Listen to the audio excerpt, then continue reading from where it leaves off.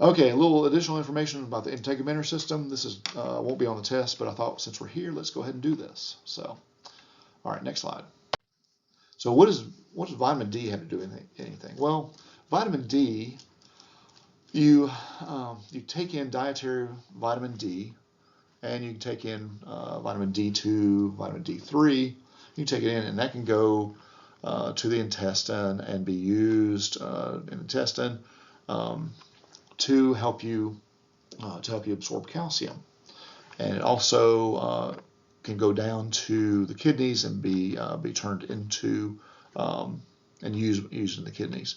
What you start off with is something called dehydrocholesterol, and that and sunlight with your skin, in your skin, will convert that to something called pre-vitamin D3. And then that can be used by the body to, the vitamin D3 is used by the body to help absorb calcium in the intestines. So next slide. Here's a picture of, there's two different versions. There's animal vitamin D and plant vitamin D. So animal vitamin D, dehydrocholesterol, provitamin D3, sunlight converts that to vitamin D3. You also have plant vitamin D3. You can also buy this. Ergosterol is vitamin D2, and that can be converted to a different form of vitamin D2. But if you go to Walgreens, and you're wanting to buy some vitamin D, you can go ahead and buy some vitamin D3 off the shelf, and use that. That's the active form. Okay, next slide. Melanocytes, melanosomes, keratinocytes. What are melanocytes? Well, melanocytes actually have a shared precursor with neurons. You know how neurons like to reach out and touch other neurons? Well, melanocytes do the same thing. They have these little projections. They reach out and touch other cells around them. And what melanocytes do with those projections, they don't talk to their cells, but they transfer what are called melanosomes. Okay? So melanocytes transfer melanosomes into other cells, and melanosomes contain melanin. Okay? And melanin is produced from the amino acid tyrosine. So tyrosine is converted through a series of steps into melanin. Melanin is the stable dark substance, and melanin can absorb UV light and since it can do that and doesn't affect anything else around it, doesn't seem to be. So it can just absorb UV light, and so your body produces melanin to protect you from UV light. So you get out there and you start tanning, and you produce melanin, and so the sunlight after I've tanned, say for me, after I've tanned, then that melanin is protecting me against the effects of UV light. Before I have tanned some, then I'm more susceptible to the damaging effects of UV light. And UV light can hurt DNA, so it can cause cross-linking of thymidine, one of the AGCT bases in DNA. So it cross-links you have what are called thymine dimers that form, and then you aren't able to use that segment of DNA. So it can be repaired, but you might get a mutation there. So that's why UV light is, you want to protect yourself against UV light with melanin that's carried in these melanosomes up into the keratinocytes.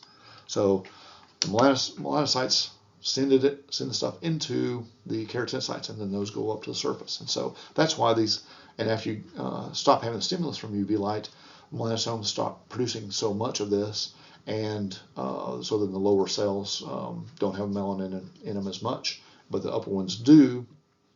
After you finished your week at the beach, then a few weeks later, the top layers have all sloughed off, and you start losing your tan. So, and difference between dark-skinned and lighter-skinned people. Darker-skinned person is able to produce a little more melanin than more melanin than the lighter-skinned person. Both have the same number of melanocytes. Dark skin doesn't result from having more melanocytes, but because there's a higher production level of melanin. So, and it appears also that melanin production is suppressed in lighter-skinned people as well. So, for whatever reason. Anyway, all right, next slide. So let's talk about skin cancer since we're here in the skin. So we have squamous cell carcinoma, basal cell carcinoma, and melanoma. Well, where do those come from? Well, you have epithelial cells that are in the epidermal layer, and they are keratinized. Sorry, it's getting late. Keratinized, stratified squamous epithelial cells, right? So squamous cell carcinoma would come from a squamous cell. A basal cell carcinoma would come from stratum basal, a basal cell, and melanoma would come from melanocytes. So we have squamous cell carcinomas, basal cell carcinomas, and melanomas. And you see squamous cell carcinoma originated from some cell in the probably maybe stratum spinosum kind of layer. So those cells are still dividing. The basal cell carcinoma probably started started from stratum basal, those basal cells, and the melanoma started from the melanocytes.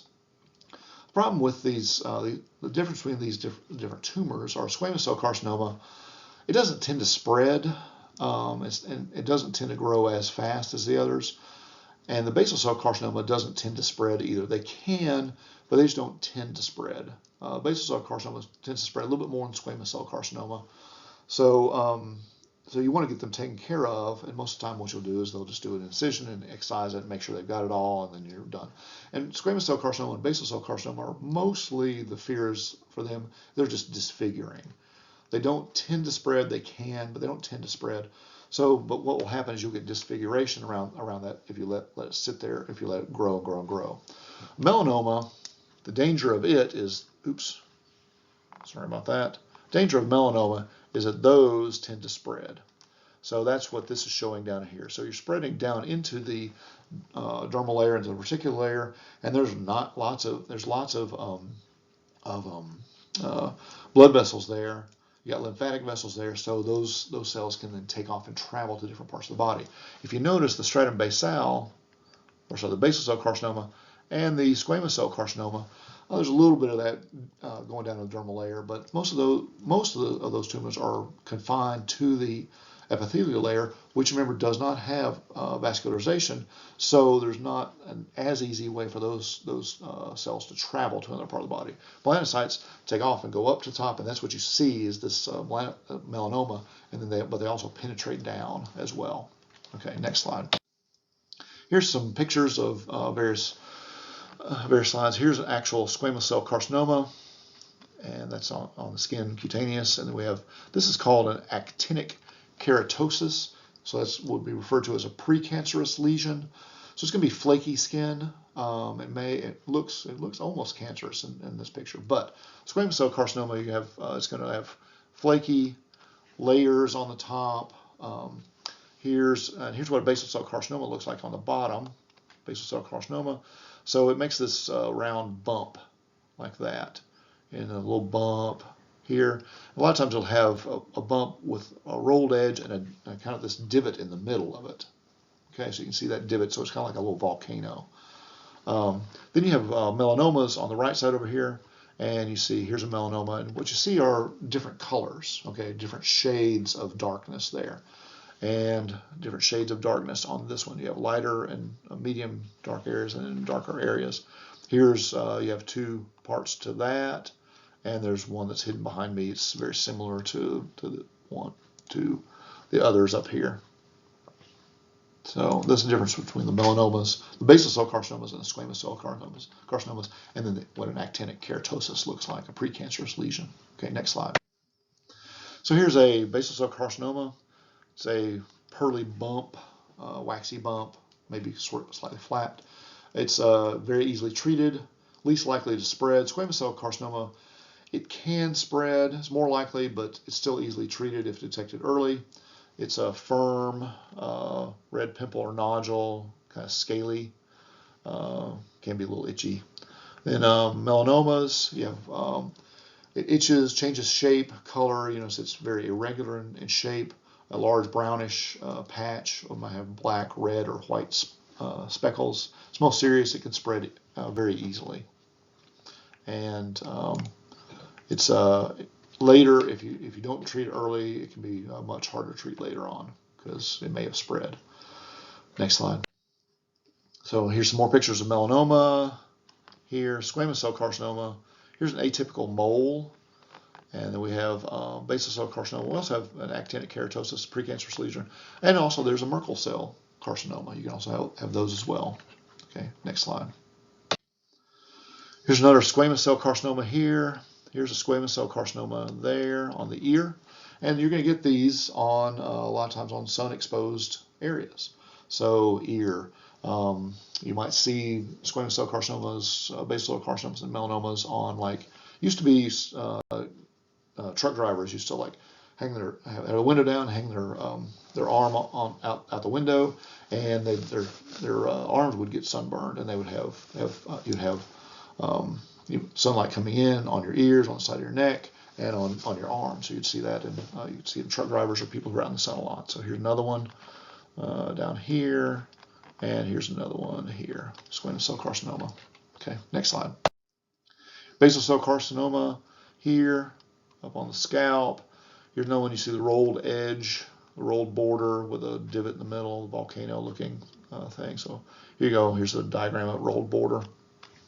And what you can't see behind me, this volcano-looking thing is called a central ulcer. It's what that is right there. Central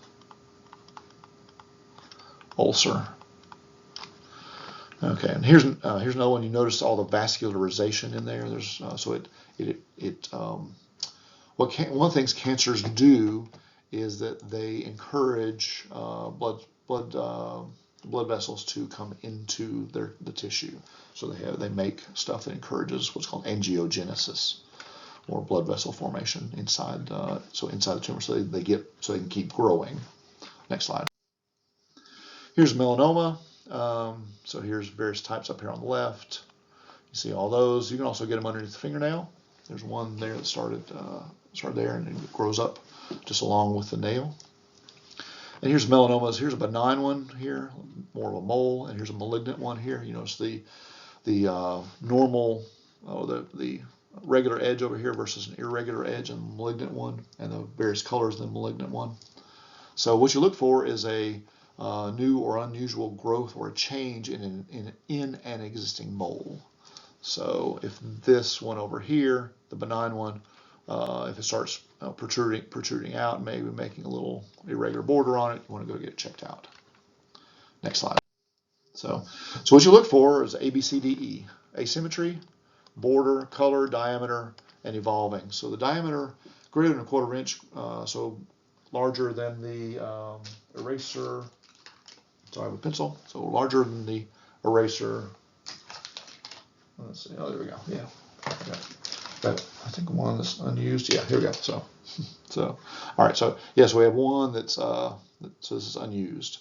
Or it's used slightly. So anyway, so you want it to be a 1/4 inch. That's about the pencil eraser there. So all right, and then asymmetry is that so here's benign on the left versus malignant. So you notice this is a nice edge on the left, and this is on the right one is asymmetric.